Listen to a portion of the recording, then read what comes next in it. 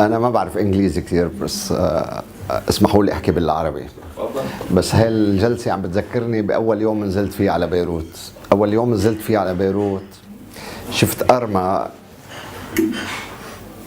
اسمها دار الفن والأدب، وبما أنه كان عندي بنطلون جينز وسبيدرين مخزق ما كانوا يخلوني فوت على دار الفن والأدب. ليش عم أقول هيك؟ لأنه كمان أول مرة بحكي قدام جو بشوف كلكم تحكوا إنجليزي وعربي وما بعرف شو، اسم الله عليكم. أنا خلقت بضيعة.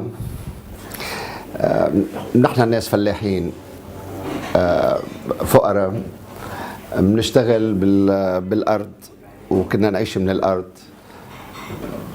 بس كنا نصنع ألعابنا بإيدنا، كنا متطورين. أول كل ليش ما كان في جمعيات يعطونا لعب مثل ما هلأ بتعملوا، بس ما كان في. كنا نحن نصنع ألعابنا، وحتى نصنع ألعاب ونطلع منهم مصاري. يعني أنا كنت اشتغل جيب قوالب جبصين وأعمل تمثال السيدة العذراء وصورة جمال عبد الناصر وبيعهم وجمع مصاري واشتري تلوين وخزق القميصي واكل قتلي من امي مشان ارسم لوحه. هيك بلشت اتعلم وعملت رسام. كنت ارسم وكنت اسمع موسيقى. ليوم اكتشفت انه في شيء اسمه اكثر من هيك يعني. فحاولت اتعرف وشوف. بلشت احضر لاشتغل لارسم. كمان اكتشفت انه الفنانين كذبه كبيره، انه انا اللي ما بعرف شيء. اخذت الجائزه الاولى بمعرض 69 بمعرض فني. كذبه لعبه ممكن نلعبها كلنا سوا. وبما انه كنت هالقد مصدق الكذبه واللعبه، كنت صنع كثير العاب تانية اضافيه. كنت صنع الفخ منشان كمش العصافير، وكنت صنع بواريد منشان تصيد، وكنت برم على الجناني بالبريه منشان وبختبر المغاور والوديان والما بعرف. بهاي اللحظه اللي انتم بتحبوا تسموها لحظه، اللي كان صار فيها تحول بحياتي، انه انا كنت عم بتدرب على كل هول، وكان الله يسامحه فاغنر وتشايكوفسكي. كبرت براسي يعني انه لما اشوف تشايكوفسكي واسمع السيمفونيه الخامسه.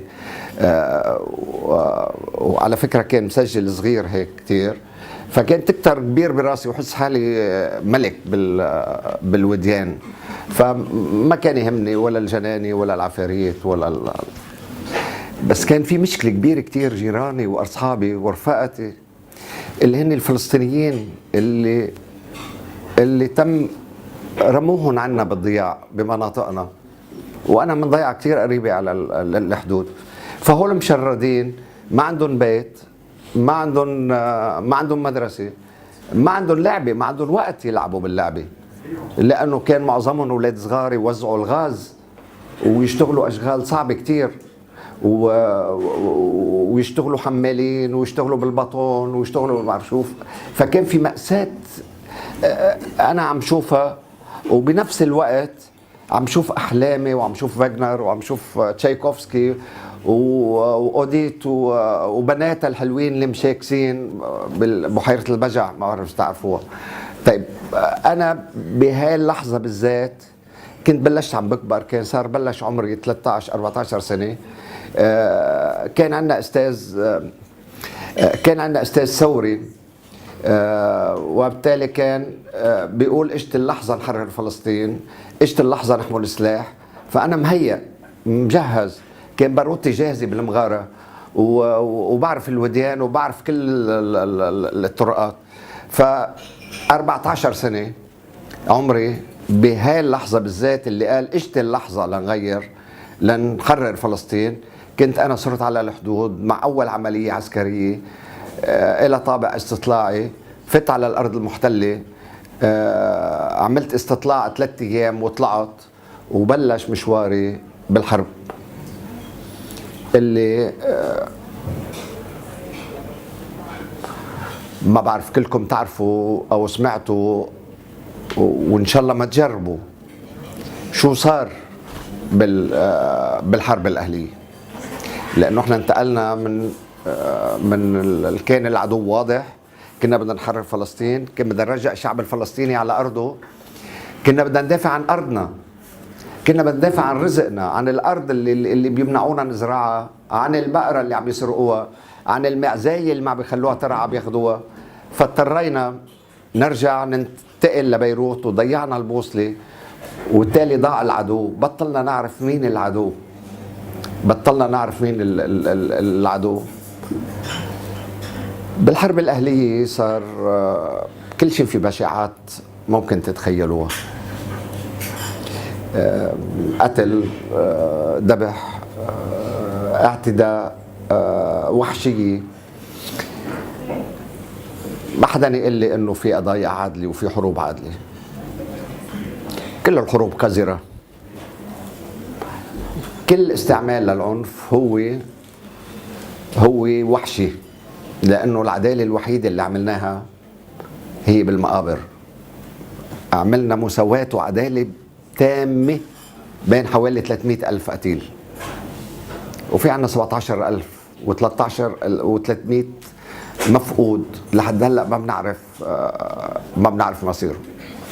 آلاف العيال اللي مشردة، آلاف العيال اللي مدمرة، آلاف الأحلام الضايعة، آلاف الأحلام الضايعة.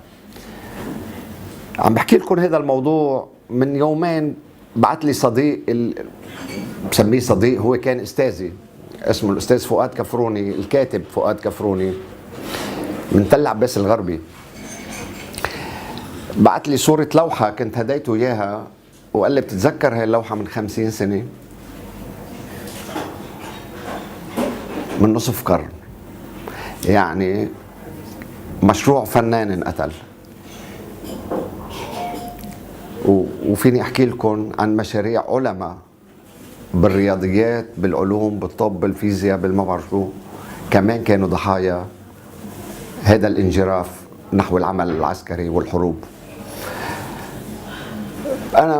انا ما رجعت رسمت، لانه انا رسمت، حرقوا لي بيتي ب 78 الاسرائيليين بالاجتياح الاجتياح الثاني 78، وبالتالي حرقوا كل اللوحات والمكتبه، وانا بطلت اقدر احمل لوحه.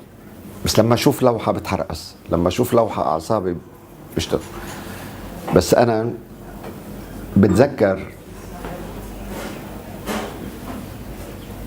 مش بتذكر، او على الاقل لما اشوفكم وشوف الشباب وشوف التعبئه اللي عم بتصير بالبلد، وانتبهوا من هاي اللحظه، انتبهوا من الوعي الزايف، من الشعارات الكبيره، من القضايا الكبرى بدون تحقيق، بدون ما ننجر. بطرابلس قبلكم جربوا هلا، طيب بخيب بلا طرابلس، بلا تجربتنا وكل المصايب اللي صارت فيها. لازم تشوفوا جيدا وتقروا جيدا اللي عم بيصير بالمنطقة، بسوريا، بالعراق، باليمن، بالصومال، بجنوب السودان، بالنيجيريا، تجنيد الأطفال. تخيلوا أنه مثلا بنيجيريا خبر بالجريدة بيقول طفلة عمرها 9 سنين فجرت حالها بسوق. حدا متخيل أنه بنت صغيرة أخذت قرار تفجر حالها بسوق؟ ليش هي عارفة شو عم تعمل؟ طبعا لغموها وفجروها بالسوق. عملية استغلال الأطفال وخطفهم بنيجيريا، بجنوب السودان، باليمن، بسوريا، بالعراق. هاي القضايا لازم نشتغل عليها وننتبه لها، لأنه هاي اللحظة الخطرة. وفروا لعبة لكل ولد، لأنه أنا انحرمت، ما حدا هداني لعبة أنا وصغير. رحت على الحرب. علموا أولادكم الفرح واهدوهم لعبه. شكرا لكم.